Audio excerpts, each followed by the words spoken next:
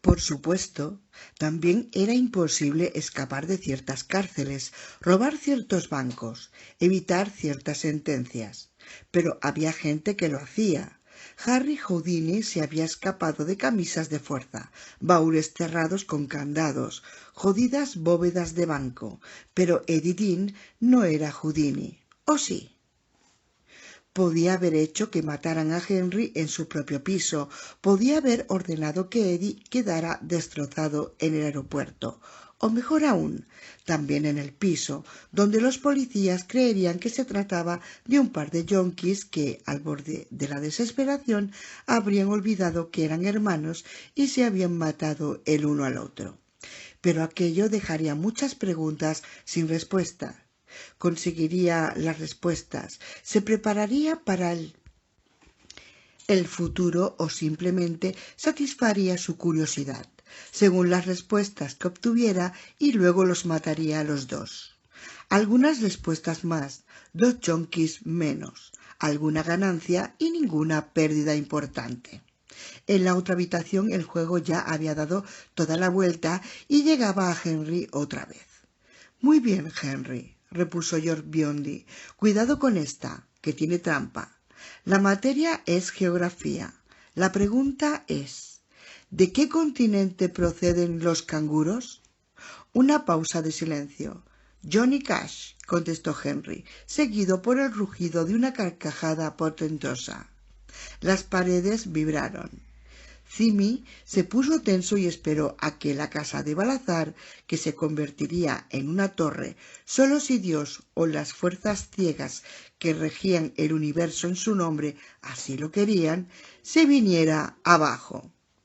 Las cartas temblaron un poco. Si caía una, caerían todas. Ninguna cayó. Balazar alzó la mirada y sonrió a Zimi. «Piasan», le dijo, «il dio ets bono, il dio ets malo, temps es poco, tu ets une grande priparollo». Zimi sonrió.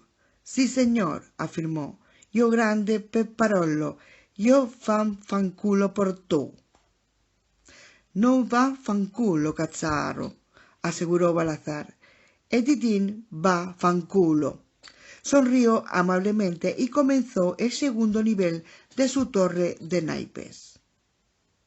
11. Cuando la camioneta tomó una curva cerca de la casa de Balazar, Cole Vincent, por casualidad, miraba a Eddie. Vio algo imposible. Trató de hablar y se dio cuenta de que no podía. Tenía la lengua pegada al paladar y lo único que pudo emitir fue un sordo gruñido. Vio que los ojos de Eddie cambiaban de color marrón a azul. 12. Esta vez Roland no tomó de forma consciente la decisión de dar el paso. Saltó sin pensar, con un movimiento tan involuntario como levantarse de la silla y buscar su arma cuando alguien irrumpía violentamente en una habitación. «La torre», pensó fieramente. «Es la torre. Dios mío, la torre está en el cielo. La torre. Veo la torre en el cielo, trazada en rojas líneas de fuego. Cuthbert, Alan, Desmond, la torre, Pero esta vez sintió a Eddie luchar, aunque no contra él. Solo trataba de hablarle, trataba desesperadamente de decirle algo. El pistolero retrocedió, escuchaba lleno de desesperación, mientras en una playa a cierta distancia, desconocida en tiempo y espacio, su cuerpo sin mente se retorcía y temblaba como el cuerpo de un hombre que sueña con el éxtasis más alto o con el más profundo horror. 13. Cartel. Gritaba Eddie dentro de su cabeza y de la cabeza del otro. «Es un cartel, solo un cartel de neón. No sé en qué torre estarás pensando, pero esto no es más que un bar. El negocio de Balazar, la torre inclinada». Lo llamó así por la torre de Pisa. Es solo un cartel, una señal, algo que debería parecerse a la torre de Pisa, joder. Cálmate, cálmate. ¿Quieres que nos maten antes de que podamos siquiera llegar hasta ellos? ¿Pizza?, replicó pensativo entonces el pistolero. Volvió a mirar. Un cartel, Una señal. Sí, muy bien. Ahora podía verlo. No era la torre, sino un cartel. Estaba inclinada hacia un lado, festoneada con muchas curvas, y era una maravilla, pero era en todo caso. Ahora veía que el cartel era una cosa hecha con tubos rellenados de alguna manera con un resplandeciente fuego rojo de los pantanos. En algunos lugares parecía haber menos que en otros. Allí las líneas de fuego palpitaban y zumbaban. Debajo de la torre ahora veía las letras formadas con tubos doblados. La mayoría eran grandes letras. Pudo leer torre, y sí, inclinada. Torre inclinada. ¿Torre inclinada? Le preguntó a Eddie. Sí, no importa. ¿Ves que solo es un cartel? Eso es lo que importa. Entiendo, contestó el pistolero. Se preguntaba si el prisionero creía realmente lo que decía o solo lo decía para evitar que la situación se desbordara, como pareció que iba a suceder con la torre dibujada en líneas de fuego. Se preguntaba si Eddie creería que los signos o carteles eran algo trivial. Entonces cálmate. ¿Me oyes? Cálmate. ¿Me quieres calmado? ¿Quieres que me mantenga frío? Preguntó Roland, y ambos sintieron un poco la sonrisa de éste en la mente de Eddie. Frío, correcto. Deja que yo me encargue. Sí, muy bien. Dejaría que Eddie se encargara de todo. Un rato. 14. Cole Vincent logró por fin despegar la lengua del paladar. Jack. Su voz era espesa como una alfombra peluda. Andolini apagó el motor y lo miró, irritado. Sus ojos. ¿Qué pasa con sus ojos? Sí, ¿qué pasa con mis ojos? Preguntó Eddie.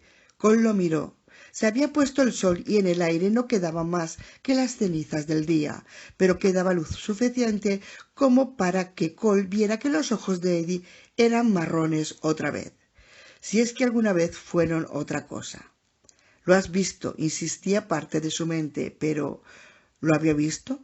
Cole tenía 24 años y durante los últimos 21 nadie le había considerado nunca digno de confianza. Útil a veces, obediente casi siempre, si se le mantenía a raya. Pero digno de confianza, no. Al final hasta el mismo Cole había llegado a creerlo. En nada, murmuró. Entonces vamos, dijo Andolini. Salieron de la furgoneta de la pizza, con Andolini a la izquierda y Vincent a la derecha. Eddie y el pistolero entraron en la torre inclinada. Capítulo 5. Confrontación y tiroteo. 1. Con la melodía de un blues de los años 20, Billie Holiday, que un día descubriera la verdad por sí misma, cantaba: «El doctor me dijo, nena, esto lo tienes que dejar, porque un cohete más será el final». El último cohete de Henry Dean despegó 5 minutos antes de que la camioneta se detuviera ante la puerta de la torre inclinada y de que a su hermano se lo llevasen hacia adentro como si fuese una res. Como estaba a su derecha, George Biondi, Big George para los amigos, George el narigudo para los enemigos, le formulaba las preguntas a Henry, ahora que Henry asentía y hacía guiños con toda seriedad sobre el tablero. Trix Postino puso el dado en una mano que ya había adquirido el color polvoriento que la larga adicción a la heroína produce en las extremidades, el color polvoriento que procede a la gangrena. «Me toca, Henry», advirtió Trix, y Henry dejó caer el dado. Como siguió mirando al espacio sin mostrar atención alguna de mover su ficha, Jimmy Aspio la movió por él. «Mira esto, Henry», indicó. «Tienes la oportunidad de ganar un trozo del queso». «Un trozo del queso», dijo Henry en tono soñador. Miró a su alrededor como si se hubiera despertado y añadió: «¿Dónde está Eddie?» «Va a llegar muy pronto», lo calmó Trix. «Te toca jugar». «Quiero darme un pico». «Juega, Henry». Está bien, deja de empujarme». «No le empujes», le advirtió Kevin Blake a Jimmy. «Está bien, no le empujaré», repuso Jimmy. «¿Estás listo?» preguntó George Biondi. Dirigió a los otros un enorme guiño cuando el mentón de Henry bajó flotando hasta apoyarse en su esternón, y luego volvió a subir lentamente una vez más. Era como ver un tronco empapado que no terminaba de darse por vencido y hundirse para siempre. Sí, contestó Henry. Venga. Venga, gritó Jimmy Aspio regocijadamente. Venga, joder, añadió Trix, y todos rugieron de risa. En la otra habitación, el edificio de Balazar, que ahora ya tenía 3 pisos, tembló otra vez, pero no se cayó. Muy bien, escucha con cuidado, comenzó George, y volvió a guiñar el ojo, a pesar de que Henry estaba en la categoría de deportes. George anunció que la categoría era arte y entretenimiento. ¿Qué popular cantante folk produjo éxitos como Un muchacho llamado Sue, Blues de la prisión Folsom y otras muchas canciones de puta madre? Kevin Blake, que en realidad sabía sumar 7 más 9 si le daban fichas de póker para hacerlo, se dobló de risa, abrazándose las rodillas, y por poco no desbarató el tablero. Siempre simulando leer la tarjeta que tenía en su mano, George continuó. A este popular cantante se lo conoce también como el hombre de negro. Su nombre significa lo mismo que el lugar donde uno va a hacer pis, y el apellido significa lo que uno tiene en la billetera, a menos que sea un jodido drogata. Nota del autor. John en inglés significa baño o retrete, y cash, dinero en efectivo. Se produjo un largo silencio expectante. Walter Brennan, contestó Henry por fin. Bramaron las carcajadas. Jimmy Aspio abrazó a Kevin Blake. Kevin le pegaba a Jimmy en el hombro. En la oficina de Balazar, las casas de naipes, que se estaban convirtiendo en una torre de naipes, volvió a temblar. —¡Callaos! —gritó Jimmy. —El jefe está construyendo. Se callaron de inmediato. —Correcto —asintió George—. Esta la has contestado bien, Henry. Era difícil, pero lo lograste. Siempre lo hago —ratificó Henry—. Siempre logro cuando me concentro. Quiero darme un pico. Buena idea —dijo George—, y cogió una caja de puros Roitán que estaban detrás de él. Sacó de la caja una jeringa. Se la clavó a Henry en la vena, llena de cicatrices, un poco más arriba del codo, y el último cohete de Henry levantó el vuelo. 2. El exterior de la furgoneta de pizza era destartalado, pero por debajo de la mugre del camino y de la pintura de aerosol había una maravilla de alta tecnología que los tipos de la DEA o la Drug Enforcement Administration habrían envidiado. Tal como Balazar había dicho más de una vez, no puedes vencer a esos cabrones a menos que seas capaz de competir con ellos, a menos que puedas tener equipos del mismo nivel. Era un material muy caro, pero el bando de Balazar tenía una ventaja. Robaban lo que la DEA tenía que comprar a precios exagerados. A lo largo de toda la costa este habían empleados de compañías electrónicas perfectamente dispuestos a vender material secreto de alta seguridad a precios de liquidación. Aquellos Cazzaroni, Jack Andolini los llamaba cocaíno cabezudos de Silicon Valley, prácticamente se le tiraban a uno encima. Debajo del tablero había un detector de policías, un aparato para interferir los radares policiales de la UHF, un detector de transmisiones de radio de alta frecuencia y onda larga, un aparato para interferirlas, un transmisor amplificador que a cualquiera que tratara de localizar la furgoneta mediante métodos corrientes de triangulación le indicaría que el vehículo estaba al mismo tiempo en Connecticut, Harlem, Montauk Sound, un radioteléfono y un botoncito rojo que Andolini apretó en cuanto Eddie Dean salió de la camioneta. En la oficina de Balazar, el intercomunicador emitió un único zumbido corto. «Son ellos», dijo él. «Claudio, déjalos entrar. Timmy, Di a todos que se esfumen. Para Eddie Dean, conmigo no hay nadie más que tú, Claudio. Cimi, vete al almacén con los otros caballeros. Ambos salieron. Cimi dobló a la izquierda, Claudio Andolini a la derecha. Con toda calma, Balazar inició un nuevo nivel en su edificio. 3. Deja que me encargue de todo, indicó nuevamente Eddie cuando Claudio abrió la puerta. Sí, contestó el pistolero, pero permaneció alerta, listo para dar el paso adelante en el instante en que pareciera necesario. Sonaron las llaves. El pistolero estaba muy atento a los olores. El viejo sudor de Cole Vincent a su derecha, el olor agudo, casi ácido, del aftershave de Jack Andolini a su izquierda, y en cuanto pisaron la penumbra, el olor agrio de la cerveza. El olor a cerveza fue el único que reconoció. Este no era un salón cochambroso con serrín en el suelo y una barra formada con tablones colocados sobre caballetes. El pistolero calculó que era completamente diferente de un lugar como el bar de Chef en Toul. Por todas partes se veía el suave resplandor del cristal. En aquel salón había más cristal del que había visto en todos los años pasados desde la infancia, cuando las líneas de abastecimiento comenzaron a quebrarse, en parte por culpa de los ataques que realizaban las fuerzas rebeldes de Farson, el hombre bueno, pero principalmente, creía él, por el que el mundo se movía y por nada más.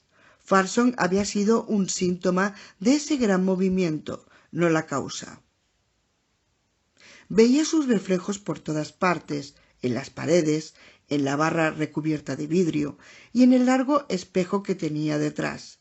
Incluso veía sus reflejos como miniaturas curvas en las graciosas copas de vino en forma de campana que colgaban vueltas hacia abajo por encima de la barra, copas tan frágiles y bellas como las orlas de un festival. En una esquina había una creación esculpida de luces que subía y cambiaba, subía y cambiaba, subía y cambiaba. Del oro al verde, del verde al amarillo, del amarillo al rojo, del rojo al oro otra vez.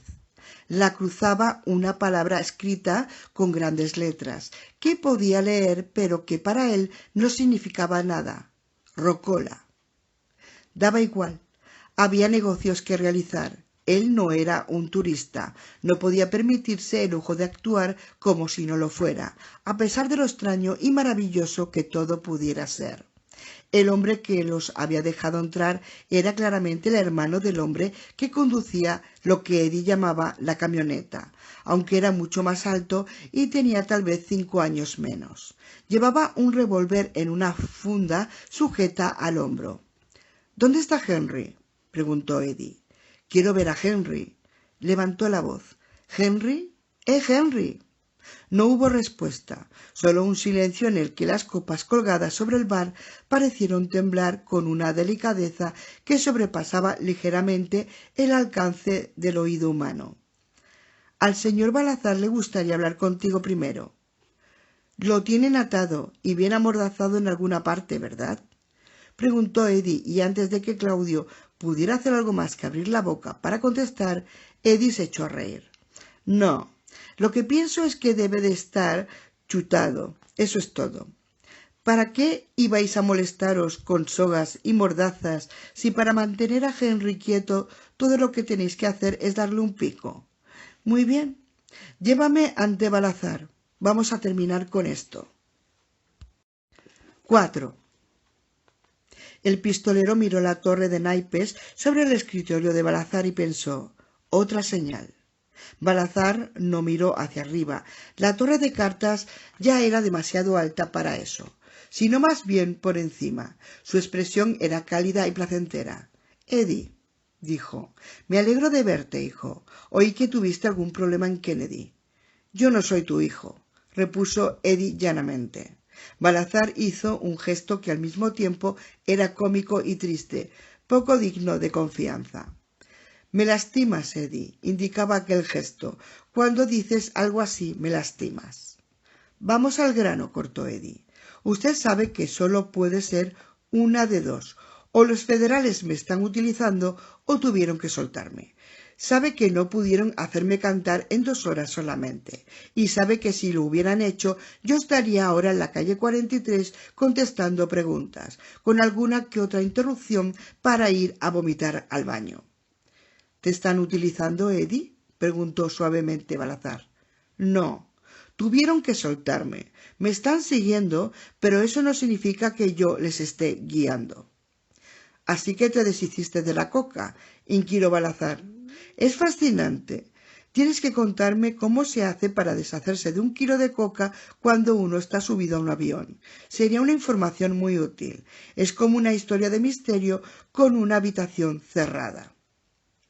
No me deshice de la coca, dijo Eddie, pero tampoco la tengo ya. Entonces, ¿quién la tiene?, preguntó Claudio, y enseguida se ruborizó cuando su hermano lo miró con ferocidad contenida. La tiene él, contestó Eddie sonriendo y señaló a Enrico Balazar por encima de la torre de las cartas. Ya ha sido entregada.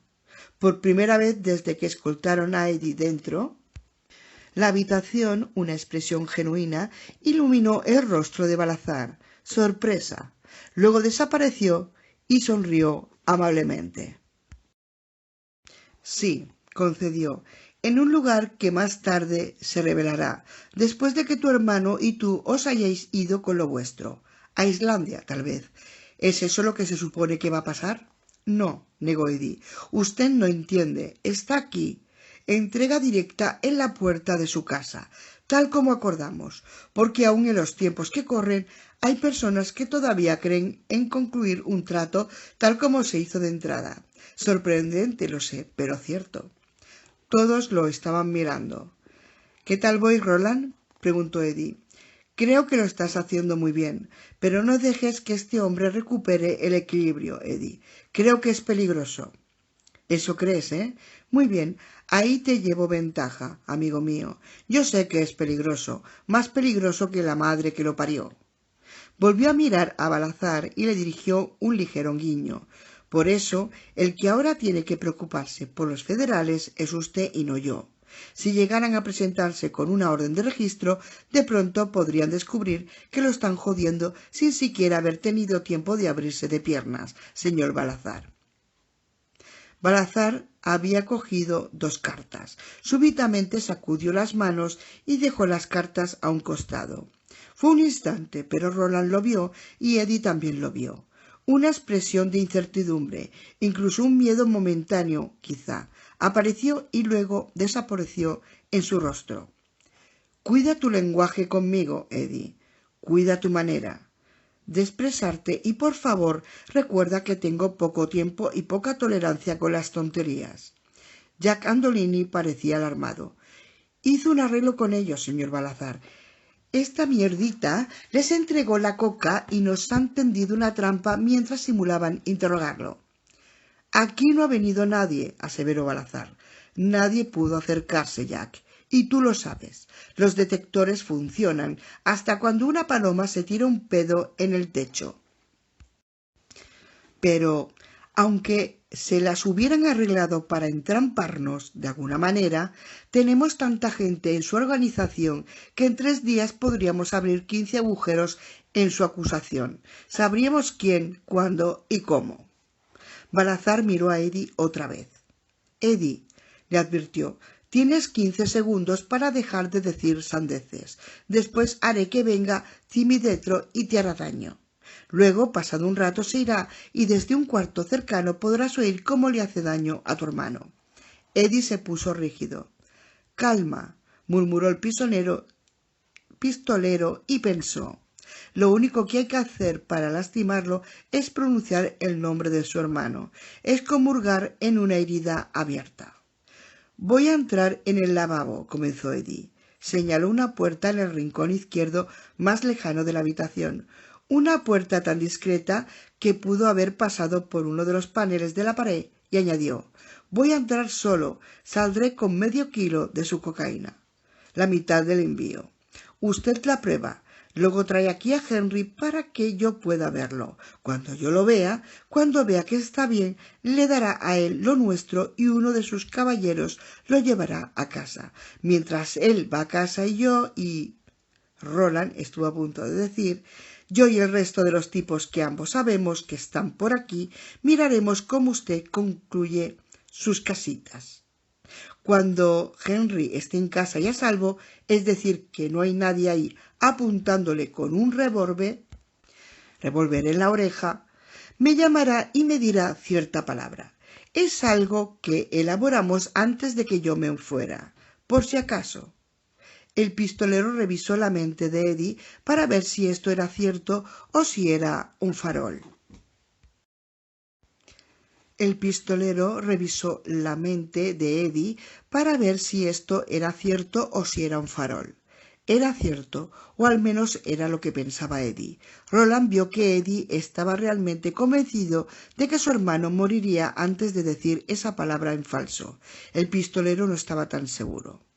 «Debes de pensar que yo aún creo en Santa Claus», manifestó Balazar. «Ya sé que no». «Claudio, regístralo. Jack, tú entra en el lavabo y revísalo todo». «¿Hay algún lugar del lavabo que yo no conozca?», preguntó Andolini. Balazar se quedó callado por un rato, mientras estudiaba cuidadosamente a Andolini con sus ojos marrones oscuros. «En la pared trasera del botiquín hay un pequeño panel», explicó. «Ahí guarda algunos efectos personales. No alcanza para esconder medio kilo de droga, pero por si las moscas, regístralo». Jack salió y cuando entraba en el pequeño lavabo el pistolero vio una ráfaga de la misma gélida luz blanca que había iluminado el retrete del carruaje aéreo. Luego la puerta se cerró. Los ojos de Balazar saltaron a Eddie. «¿Por qué insistes en decir unas mentiras tan estúpidas?», preguntó, casi con pesar. «Pensé que eras inteligente». «Míreme a la cara», le pidió Eddie con calma, «y dígame que le estoy mintiendo». Balazar hizo lo que Eddie le pedía. Lo miró durante unos minutos. Luego se volvió hacia otro lado, con las manos metidas en los bolsillos tan profundamente que se vio un poquito el nacimiento de su culo campesino. Su postura era de pesar por un hijo descarriado. Pero antes de que Balazar se volviera, Roland había visto en su cara una expresión que no era de pesar. Lo que Balazar había visto en la cara de Eddie no lo había dejado afligido, sino profundamente perturbado. «Desvístete», le ordenó Claudio a Eddie, y ahora le apuntaba con un arma. Eddie comenzó a sacarse la ropa. 5. «Esto no me gusta», pensó Balazar, mientras esperaba que Jack Andolini saliera del baño. Estaba asustado. Repentinamente sudaba, pero no solo debajo de los brazos o en la entrepierna, que le sudaban aún en lo peor del invierno, cuando el tiempo estaba más frío que la hebilla del cinturón de un minero, sino que todo el cuerpo. Al marcharse Eddie tenía aspecto de yonki inteligente, pero de yonki al fin, de alguien a quien uno podía llevarse a cualquier parte cogiéndolo por las pelotas con el anzuelo del caballo. Y ahora que había vuelto parecía... ¿Qué parecía? Parecía haber crecido. De alguna manera había cambiado. Es como si alguien le hubiera metido por la garganta 2 litros de agallas frescas. Sí. Era eso, y la droga de mierda. Jack iba a dejar el lavabo patas arriba y Claudio revisaba a Eddie con la ferocidad de un carcelero sádico. Eddie estaba de pie con una estolidez que Balazar previamente no hubiera creído posible, ni en él ni en ningún otro drogata. Mientras Claudio se escupía 4 veces en la palma izquierda, desparramaba la saliva moteada de mocos por toda la mano derecha y se la metía luego a Eddie por el culo hasta la muñeca e incluso 4 o 5 centímetros más allá. No había droga en el lavabo y Eddie no llevaba droga encima ni dentro. No había droga ni en la ropa de Eddie, ni en la chaqueta, ni en la bolsa de viaje, así que todo era un engaño. «Míreme a la cara y dígame que estoy mintiendo». Así lo hizo. Lo que vio era inquietante. Vio a un Eddie Dean perfectamente confiado, con la intención de entrar al lavabo y salir luego con la mitad de la mercancía de Balazar. El mismo Balazar estaba a punto de creerlo. Claudio Andolini retiró el brazo, sacó los dedos del culo de Eddie con un plop. La boca de Claudio se torció como un sedal lleno de nudos. «Deprisa, Jack. Tengo la mano llena de mierda de este yonki», gritó Claudio, enojado. «Si hubiera sabido que ibas a hacer una exploración por ahí, Claudio, me habría limpiado el culo con la pata de una silla», dijo Eddie suavemente. «Tu mano habría salido más limpia y yo no estaría aquí sintiéndome como si me hubiera violado el toro Ferdinando». «Jack, ve a limpiarte la cocina», dijo tranquilamente Balazar. «Eddie y yo tenemos un motivo para lastimarnos mutuamente». «¿Verdad, Eddie?» «No», contestó Eddie. «De todas maneras, está limpio», insistió Claudio. «Bueno, limpio no es la palabra. Lo que quiero decir es que no lleva droga. De eso puede estar más que seguro». Salió de la habitación con la mano sucia por delante, como si fuera un pez muerto. Eddie miró con calma a Balazar, que otra vez pensaba que Harry Houdini y Blackstone y Duke Henning y David Copperfield. Se repetía una y otra vez que los actos de magia estaban tan muertos como el vodevil. Pero Henning era una superestrella y el crío Copperfield tuvo un gran éxito ante una multitud el día en que Balazar dio con su espectáculo en el Atlantic City. Balazar amaba a los magos desde la primera vez que vio a uno en una esquina que hacía trucos de naipes por calderilla. ¿Y qué era lo que siempre hacían antes de hacer aparecer algo? Algo que dejaría al público boquiabierto para luego aplaudir a rabiar. Invitaban a alguien del público para que subiera a asegurarse de que el lugar del que tenía que salir el conejo, la paloma o la belleza con los pechos al aire o lo que fuera a parecer estaba perfectamente vacío. Más que eso, para asegurarse de que dentro no había forma de meter nada. Se me ocurre que tal vez lo haya hecho. No sé cómo, ni me importa. Lo único que sé con seguridad es que esto no me gusta nada. No me gusta una mierda. 6. A George Biondi también había algo que no le gustaba. Se preguntaba si Eddie Dean se pondría furioso al respecto. George estaba bastante seguro de que Henry había muerto en algún momento después de que Jimmy entrara para apagar la luz de la oficina del contable. Había muerto calladamente, sin alborotos ni espavientos. Simplemente había salido flotando como un diente de león que vuela con la más leve brisa. George pensaba que tal vez hubiera sucedido en el momento en que Claudio salió para lavarse la mano llena de mierda de la cocina. «Henry», le murmuró George al oído. Acercó tanto la boca que era casi como besar la oreja de una chica en el cine, y era bastante jodido, especialmente si se consideraba que el tipo tal vez ya estaba muerto. Era como narcofobia o como carajo lo llamaran, pero debía saberlo. El muro entre aquella habitación y la de Balazar era muy delgado. «¿Qué pasa, George?», preguntó Trix Postino. «Cállate», espetó Jimmy. Su voz sonaba como el ronquido sordo de un camión detenido. Se callaron. George deslizó una mano por debajo de la camisa de Henry. Oh, aquello se ponía cada vez peor. La imagen de estar en el cine con una chica no lo abandonaba. Allí estaba él, metiéndole mano, solo que no era una mujer, sino un hombre.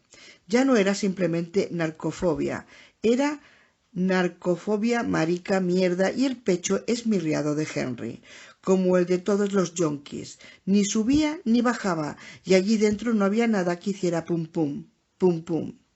Para Henry Dean todo había terminado. Para Henry Dean se había suspendido el partido por lluvia en el segundo tiempo. Lo único suyo que latía era el reloj. Entró en la pesada atmósfera de ajo y aceite de oliva de la madre patria que rodeaba a Jimmy Dedro. «Es posible que tengamos un problema», susurró George. 7. Jack salió del baño. «Ahí dentro no hay droga», confirmó, y estudió a Eddie con sus ojos mates. «Y si pensabas en la ventana, olvídate. Tiene una malla de acero de casi 1 centímetro de grosor». «No estaba pensando en la ventana y está ahí», dijo tranquilamente Eddie, pero no sabes dónde buscar. Disculpe, señor Balazar, profirió Andolini, pero este cántaro está empezando a llenarse demasiado para mi gusto. Balazar estudiaba a Eddie como si ni siquiera hubiera escuchado a Andolini. Pensaba a gran profundidad, pensaba en magos que sacan conejos de una chistera. Uno llama a un tipo de la platea para certificar que la chistera está vacía. ¿Qué otra cosa nunca cambia? Que nadie ve dentro del sombrero más que el mago, por supuesto. ¿Y qué había dicho el chico? Voy a entrar en el cuarto de baño. Voy a entrar solo. Por norma general no le interesaba conocer el funcionamiento de los trucos de magia. Se perdía toda la gracia. Por norma general, sin embargo, aquel truco tenía de por sí muy poca gracia. Bien, propuso. Si está ahí, ve a buscarla. Tal como estás, con el culo al aire. Está bien. Asintió Eddie y se dirigió hacia la puerta del baño. Pero no irás solo, dijo Balazar. Eddie se detuvo al instante y su cuerpo se puso rígido como si Balazar le hubiera disparado un arpón invisible, lo cual a Balazar le fue muy bien. Por primera vez algo no iba según los planes del chico, y añadió: «Jack va contigo». «No», contestó Eddie de inmediato. «No es lo que yo...» «Eddie», dijo gentilmente Balazar, «no me digas que no. Nunca lo has hecho». 8. Está bien, asintió el pistolero. Déjalo que venga. Pero...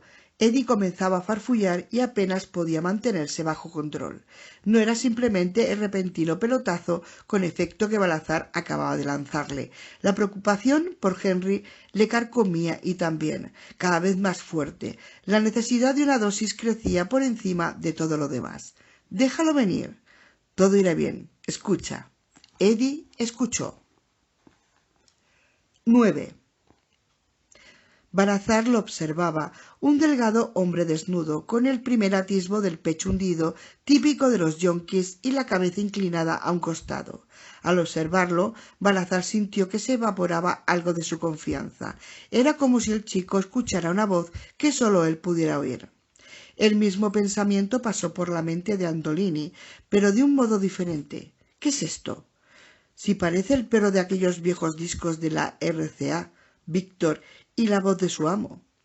Cole había tratado de decirle algo cerca de los ojos de Eddie. De pronto Jack Andolini deseó haberlo escuchado. En una mano deseó mierda en la otra, pensó. Si Eddie escuchaba voces dentro de su cabeza, o bien las voces dejaron de hablar, o bien él dejó de prestarles atención. Muy bien, dijo, ven conmigo, Jack. Te mostraré la octava maravilla del mundo. Lanzó una rápida sonrisa que ni a Jack Andolini ni a Enrico Balazar les importó lo más mínimo. No me digas. Andolini sacó un revólver de la funda que llevaba sujeta al cinturón en la espalda. ¿Voy a quedarme sorprendido? La sonrisa de Eddie se hizo más amplia. Oh, sí, creo que vas a quedarte mudo. 10. Andolini entró en el cuarto de baño detrás de él. Llevaba el revólver levantado porque sus ánimos estaban también levantados. «Cierra la puerta», inquirió Eddie. «Vete a la mierda», contestó Jack.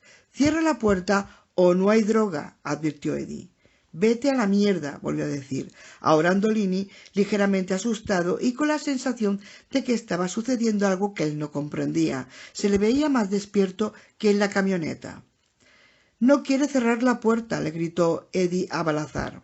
«Me parece que voy a darme por vencido, señor Balazar. Usted tiene probablemente 6 tipejos en este lugar, cada uno de ellos con no menos de 4 revólveres, y los 2 se cagan de miedo por un tío en un retrete, un yonki, además».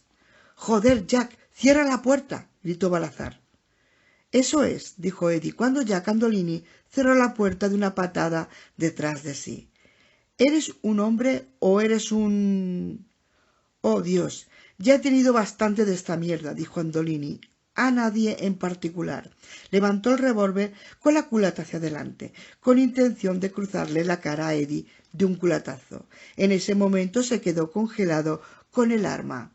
en la mano y la mueca que desnudaba sus dientes se aflojó en una expresión de sorpresa que le soltó la mandíbula porque vio lo que Cole Vincent había visto en la camioneta.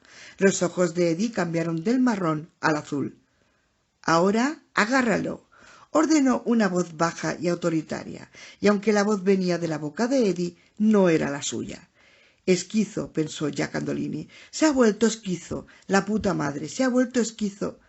Pero el pensamiento se le quebró cuando las manos de Eddie lo aferraron por los hombros, porque cuando sucedió eso Andolini vio aparecer repentinamente un agujero en la realidad como a 1 metro de distancia detrás de Eddie. No, no era un agujero. Sus dimensiones eran demasiado perfectas para ser un agujero. Era una puerta.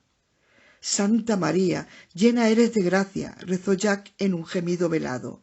A través de la puerta que colgaba en el espacio, a unos 30 centímetros del suelo, frente a la ducha privada de Balazar, vio una playa oscura que descendía hacia las olas rompientes. En esa playa habían cosas que se movían, cosas. Bajó el revólver, pero el golpe con el que pensaba romperle a Eddie todos los dientes delanteros no hizo más que aplastarle los labios y hacerlo sangrar un poquito. Se le escurría toda la fuerza. Jack sentía que pasaba eso. «Te he dicho que te quedarías mudo, Jack», advirtió Eddie y luego le dio un tirón.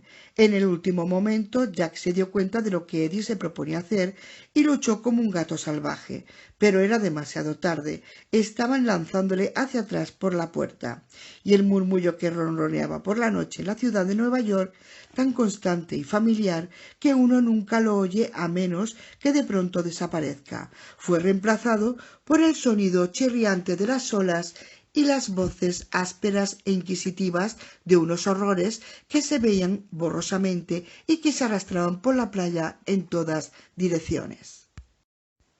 11.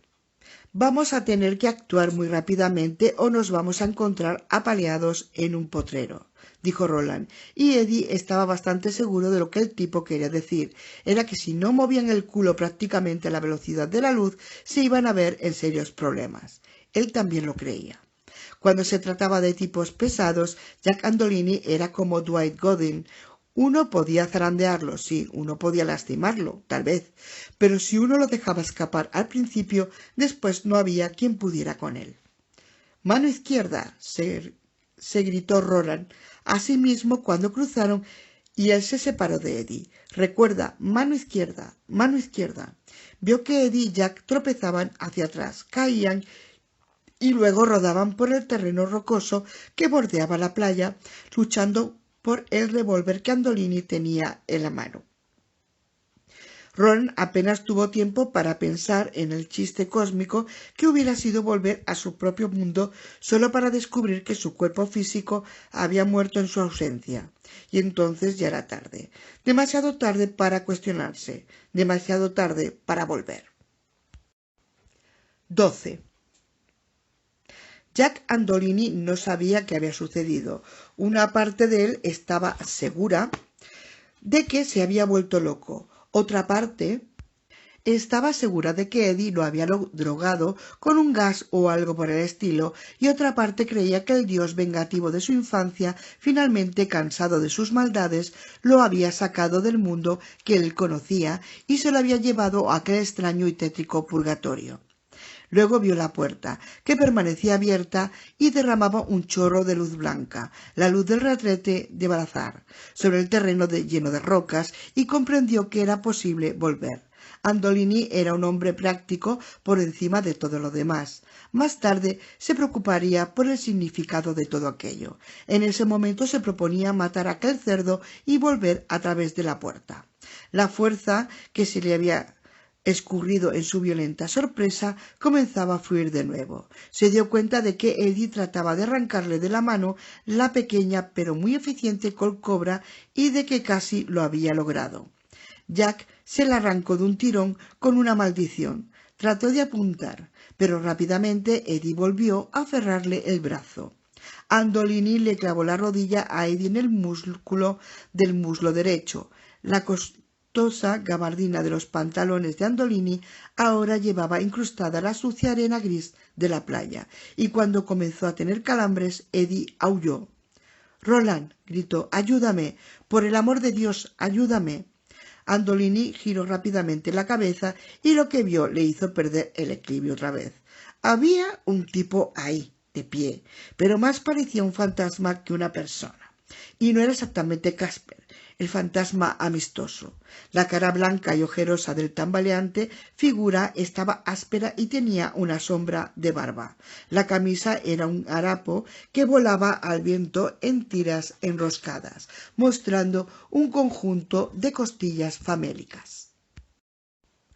Un trapo mugriento le envolvía la mano derecha. Parecía enfermo y agonizante, pero aun así parecía tan duro que Andolini se sintió como un huevo pasado por agua, y el sujeto llevaba un par de revólveres.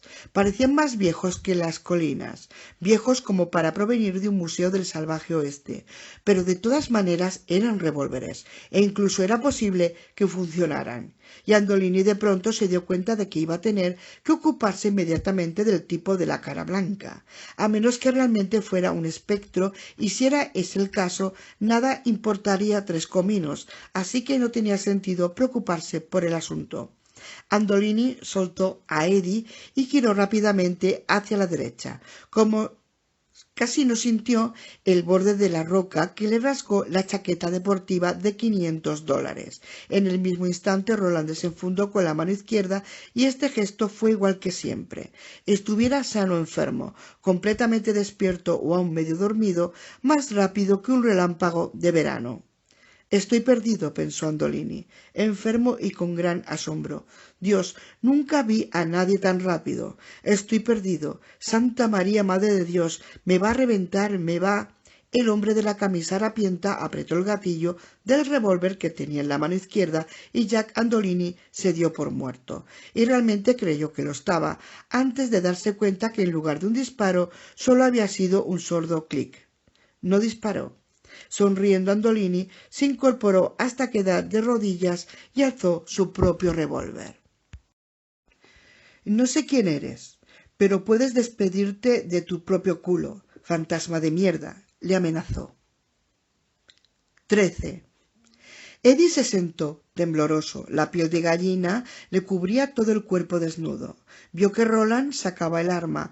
Oyó el chasquido seco que debió de haber sido un disparo. Vio a Andolini ponerse de rodillas. Oyó que decía algo y antes de que realmente supiera lo que estaba haciendo, su mano había encontrado un trozo de roca mellada. La arrancó de la tierra pedregosa y la arrojó con toda la fuerza que pudo. Golpeó a Andolini en la parte posterior de la cabeza, arriba, y luego rebotó hacia el otro lado. Un trozo del cuero cabelludo de Jack Andolini quedó colgando, y la sangre le manaba a borbotones. Andolini disparó, pero la bala, que seguramente hubiera matado al pistolero, se perdió en el aire. 14. No se perdió en el aire realmente, pudo haberle dicho a Eddie el pistolero. Cuando uno siente en la mejilla el viento de la bala, no puede decir realmente que se pierda en el aire. Mientras retrocedía ante el disparo de Andolini, movió con el pulgar el percutor de su revólver y volvió a tirar del gatillo. Esta vez la bala de la recámara se disparó. El sonido seco y autoritario hizo eco por toda la playa. Las gaviotas que dormían sobre las rocas, muy por encima de las langostruosidades, se despertaron y salieron volando en grupos perplejos y aullantes. La bala del pistolero había detenido para siempre a Andolini, a pesar de su propio retroceso involuntario, pero para entonces Andolini ya estaba en movimiento otra vez y se caía hacia un lado, atontado por el golpe en la cabeza. El disparo del revólver del pistolero pareció distante, pero el punzón ardiente que se le hundió en el brazo y le destrozó el codo era perfectamente real. Aquello le sacó de su mareo y se incorporó hasta ponerse de pie. Un brazo le colgaba roto e inútil y en la otra mano oscilaba salvajemente el revólver en busca de un blanco. Fue Eddie a quien vio primero, a Eddie el yonki, a Eddie que de alguna manera lo había llevado a aquel sitio demencial. Eddie estaba ahí de pie, desnudo como el día en que nació. temblando por el viento helado y abrazado a sí mismo con los dos brazos. Muy bien, tal vez él moriría, pero al menos tendría el placer de llevarse consigo al cabrón de Eddie Dean. Andolini levantó el revólver. Ahora la pequeña cobra parecía pesar 10 kilos, pero se las arregló. 15. Más vale que esta bala se dispare, pensó Roland ferozmente, y acomodó otra vez el percutor. Por debajo del canto de las gaviotas oyó el suave y aceitoso clic de la recámara al girar. 16. La bala se disparó. 17. El pistolero no había apuntado a la cabeza de Andolini, sino al revólver en su mano. Ignoraba si aún necesitaban a aquel hombre, pero era posible que así fuera. Era importante para Balazar, y como Balazar había demostrado ser tan peligroso como Roland había pensado que sería, el mejor camino era el más seguro. Dio en el blanco, pero eso no era ninguna sorpresa. Lo que le sucedió al revólver de Andolini y en consecuencia al propio gángster sí lo fue. Roland había visto antes algo así, pero solo 2 veces en los muchos años que llevaba entre hombres aficionados a las armas de fuego. Mala suerte para ti, compañero, pensó el pistolero, cuando Lini salió vagando hacia la playa entre aullidos. La sangre le bañaba la camisa y los pantalones. La mano que sostenido el cobra estaba cortada por debajo de la mitad de la palma. El revólver era un pedazo de metal sin sentido retorcido sobre la arena. Eddie lo miró azorado. Nadie volvería a subestimar la cara de Jack Andolini y a confundirla con la de un hombre de las cavernas, porque ahora ya no tenía cara. Donde había estado su cara ahora no había nada más que una porquería revuelta de carne cruda y el negro agujero ululante de su boca. Dios mío, ¿qué ha pasado? Mi tiro debe de haber dado en el tambor de su revólver en el instante en el que él apretaba el gatillo, explicó el pistolero. Hablaba secamente, como un profesor que da una conferencia sobre balística en la Academia de Policía. El resultado ha sido una explosión que ha arrancado la parte posterior del revólver. Creo que también deben de haber explotado 1 o 2 cartuchos más. Dispárale, dijo Eddie. Temblaba más que nunca y ahora no solamente a causa de la combinación del aire nocturno, la brisa del mar y el cuerpo desnudo. Mátalo, sácalo de esa miseria, por el amor de... Demasiado tarde, dijo el pistolero con una fría indiferencia a que Eddie le heló la carne hasta los mismos huesos. Eddie se volvió hacia otro lado, pero era demasiado tarde para evitar la visión de las langostruosidades lanzándose sobre los pies de Andolini, arrancándole los mocasines Gucci, con los pies dentro todavía. Por supuesto, Andolini aullaba, sacudía los brazos espódicamente frente a él y por fin cayó hacia adelante. Las langostruosidades le cubrieron ávidamente y le interrogaron con ansiedad mientras se lo comían vivo. ¿Papa daca? ¿Pica chica? ¿Toma choma? ¿Deca checa? Dios, gimió Eddie, ¿y ahora qué hacemos? Ahora buscas la cantidad exacta de hierba del diablo del pistolero. Cocaína, oyó Eddie. ¿Qué le prometiste a Balazar? Contestó Roland. Ni más ni menos. Y volvemos. Miró llanamente a Eddie. Solo que esta vez tengo que volver contigo, como yo mismo.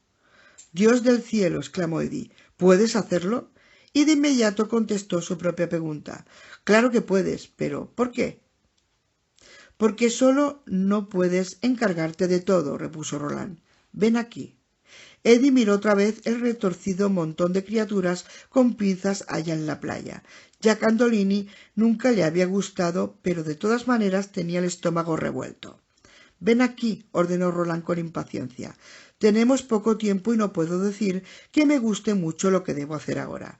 Es algo que nunca antes había hecho, y nunca pensé que lo haría. Retorció los labios con amargura. Comienzo a acostumbrarme a hacer cosas así. Eddie se aproximó lentamente a la atlética figura y cada vez más sentía las piernas como si fueran de goma. Su piel desnuda se veía blanca y resplandeciente en la ajena oscuridad. ¿Quién eres, Roland? Pensó. ¿Qué eres? Y ese calor que te siento exhalar, ¿Es solo fiebre o algún tipo de locura?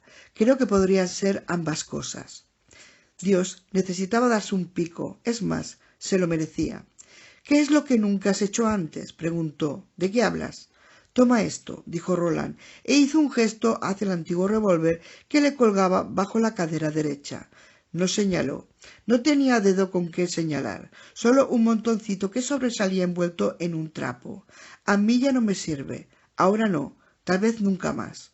Eddie tragó saliva. No quiero tocarlo. Yo tampoco quiero que lo toques, dijo el pistolero con curiosidad gentileza. Pero me temo que ninguno de los dos tiene otra alternativa. Va a haber un tiroteo. ¿Sí? Sí. El pistolero miró a Eddie serenamente. Un tiroteo bastante fuerte, diría yo. 18. Balazar se sentía cada vez más inquieto. Demasiado tiempo. Llevaban ahí dentro demasiado tiempo y todo estaba demasiado tranquilo. A cierta distancia, tal vez en la manzana de al lado, oía a varias personas gritándose y luego un par de detonaciones que retumbaron con fuerza. Probablemente eran petardos. Pero cuando se está en el tipo de negocio en el que estaba Balazar, lo primero en lo que uno pensaba no era en petardos. Un grito. ¿Había sido un grito? No importa. Lo que pase en la otra manzana, sea lo que sea, no tiene nada que ver contigo. Te estás convirtiendo en una vieja. Con todo, las señales eran malas, muy malas. «¿Jack?», gritó hacia la puerta cerrada del baño. No hubo respuesta. Balazar abrió el cajón izquierdo de su escritorio y sacó un revólver. Este no era un Colt Cobra, lo bastante cómodo y pequeño como para caber en una pistolera. Era un Magnum 357. «Timmy», gritó, «pen». Cerró el cajón de golpe. La torre de cartas cayó con un suave suspiro. Balazar ni siquiera se dio cuenta. Timmy Detro cubrió la puerta con sus 125 kilos. Vio que el jefe había sacado su revólver del cajón y de inmediato sacó el tuyo de debajo de una chaqueta de cuadros, tan llamativa que provocaba quemaduras instantáneas a cualquiera que cometiera el error de mirarla durante demasiado tiempo. «Quiero a Claudio y a Trix», ordenó. «Que vengan rápido. El tipo está tramando algo». «Tenemos un problema», dijo Timmy. Los ojos de Balazar saltaron de la puerta del lavabo a Timmy. «Oh, yo tengo cantidad», aclaró. «¿Cuál es el nuevo, Timmy?» Timmy se humedeció los labios. No le gustaba darle malas noticias al jefe, ni siquiera en las mejores circunstancias, cuando tenía ese aspecto. «Bueno», musitó, y se humedeció los labios otra vez. «Resulta que... ¿Quieres darte prisa, joder?» 19. La madera de sándalo de la empuñadura del revólver era tan suave que en el momento de recibirlo la primera reacción de Eddie fue dejarlo caer casi sobre los dedos de sus pies. Era tan grande que parecía prehistórico, tan pesado que supo que tendría que usar las dos manos para levantarlo. El retroceso, pensó, será capaz de hacerme atravesar la pared más cercana. Eso sí de verdad dispara. Sin embargo, una parte de él quería sostener aquel revólver. Percibía su historia remota y sangrienta y quería formar parte de ella. Solo el mejor ha tenido este bebé en sus manos, pensó Eddie, por lo menos hasta ahora. ¿Estás listo?, preguntó Roland. No, pero hagámoslo. Agarró la muñeca izquierda de Roland con su mano izquierda. Roland pasó su caliente brazo derecho en torno de los hombros desnudos de Eddie. Juntos regresaron a través de la puerta, desde la oscuridad expuesta al viento de la playa. En el mundo agonizante de Roland, el frío resplandor fluorescente del lavabo privado de Balazar en la torre inclinada. Eddie parpadeó para adaptar sus ojos a la luz y oyó a Timmy Detro en la otra habitación.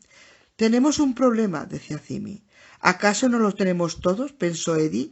Entonces su mirada topó con el botiquín donde Balazar guardaba las medicinas. Estaba abierto. Oyó en su mente a Balazar cuando le decía a Jack que registrara el lavabo y oyó que Andolini preguntaba si había algún lugar en que él no conociera. Antes de responder, Balazar había hecho una pausa. «En la pared trasera del botiquín hay un pequeño panel», había dicho. «Ahí guarda algunos efectos personales». Andolini había abierto el panel de metal, pero se había olvidado de cerrarlo. «Roland», susurró. Roland alzó su revólver y apretó el cañón contra los labios en un gesto de silencio. Sin hacer ruido, Eddie cruzó hacia el botiquín de las medicinas. Algunos efectos personales. Había un frasco de supositorios, un ejemplar de una revista borrosamente impresa llamada Juego de Niños. En la tapa había 2 niñas desnudas de unos 8 años dándose un morreo, y 8 o 10 paquetes de muestras de Keflex. Eddie sabía lo que era Keflex. Los yonkis, como son proclives a las infecciones, tanto locales como generales, por lo general lo saben. Keflex era un antibiótico. «Oh, yo tengo cantidad», decía Balazar. Sonaba hostil. «¿Cuál es el motivo, Cimi?» «Si esto no le cura lo que tiene, no cura nada», pensó Eddie. Empezó a coger los paquetes y fue a metérselos en los bolsillos. Se dio cuenta de que no tenía bolsillos y emitió un ronco ladrido que ni siquiera se parecía a la risa. Empezó a ponerlos en el lavabo. Ya se los llevaría más tarde, si es que había un más tarde. «Bueno», decía Cimi, «resulta que...» «¿Quieres darte prisa, joder?», gritó Balazar. «Es el hermano mayor del chico», refirió Cimi, y Eddie se quedó helado, con los 2 últimos paquetes de Keflex todavía en la mano y la cabeza inclinada. En ese momento se parecía más que nunca al perro de los discos de la RCA, Víctor, y la voz de su amo. «¿Qué pasa con él?», preguntó Balazar con impaciencia. «Está muerto», respondió Cimi. Eddie dejó caer el Keflex en el lavabo y se volvió hacia Roland. «Han matado a mi hermano», dijo. 20. Balazar abrió la boca para decirle a Cimi que no lo molestara con aquella mierda cuando tenía cosas importantes de las que preocuparse, como la sensación de que no podía sacarse de encima, de que el chico iba a joderlo, con o sin Andolini, cuando le oyó tan claramente como sin duda el chico les había oído a él y a Cimi. «Han matado a mi hermano», había dicho. Súbitamente Balazar se desinteresó por su mercancía, por las preguntas sin respuestas y por cualquier otra cosa que no fuera poner un freno chirriante a aquella situación antes de que se volviera aún más extraña. «Mátalo, Jack», gritó. No hubo respuesta. Entonces oyó que el chico lo decía otra vez. «Han matado a mi hermano. Han matado a Henry». De pronto Balazar supo que el chico no hablaba con Andolini. «Trae a todos los caballeros», le ordenó a Cimi. «A todos. Vamos a quemarle el culo y cuando esté muerto lo llevaremos a la cocina y yo, personalmente, le cortaré la cabeza». 21. «Han matado a mi hermano», dijo el prisionero. El pistolero no respondió, solo observó y pensó. «Los frascos, en el lavabo, es lo que necesito o lo que él cree que necesito. Los paquetes. No te olvides, no te olvides». «Mátalo, Jack», se oyó desde la otra habitación. Ni Eddie ni el pistolero le prestaron ninguna atención. «Han matado a mi hermano. Han matado a Henry». En la otra habitación Balazar hablaba ahora de llevarle la cabeza de Eddie como trofeo. El pistolero encontró en esto un raro alivio. Al parecer no todas las cosas de aquel mundo eran tan diferentes de las del suyo propio. El que se llamaba Cimi comenzó a llamar a los otros con voz ronca. Se produjo un tronar muy poco caballeresco de pies que corrían. «¿Quieres hacer algo o prefieres quedarte aquí parado?», preguntó Roland. «Oh, quiero hacer algo», sintió Eddie. Levantó el revólver del pistolero y, a pesar de que apenas un momento antes había creído que necesitaría ambas manos para levantarlo, vio que podía hacerlo con facilidad. «¿Y qué quieres hacer?», preguntó Roland, y a él mismo su voz le sonó distante. Estaba enfermo, lleno de fiebre, pero ahora aparecía una fiebre diferente, una que le resultaba perfectamente familiar. Era la fiebre que le había dado en Toul. Era una batalla de fuego que confundía todo pensamiento. Solo restaba la necesidad de dejar de pensar y comenzar a disparar. «Quiero ir a la guerra», contestó Eddie Dean con calma. «No sabes de qué estás hablando, pero ya lo vas a descubrir. Cuando atravesemos la puerta, tú ve hacia la derecha. Yo debo ir hacia la izquierda. Mi mano». Eddie asintió. Se fueron a su guerra.